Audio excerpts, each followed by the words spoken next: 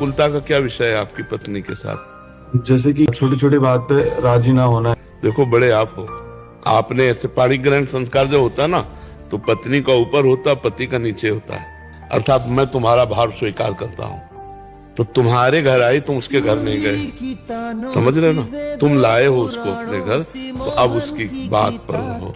ऐसी कोई बात जो धर्म विहीन हो, उसे प्यार से समझाओ। अभी नहीं समझ पा रही, थोड़ी देर बाद फिर समझा दो, फिर समझा दो।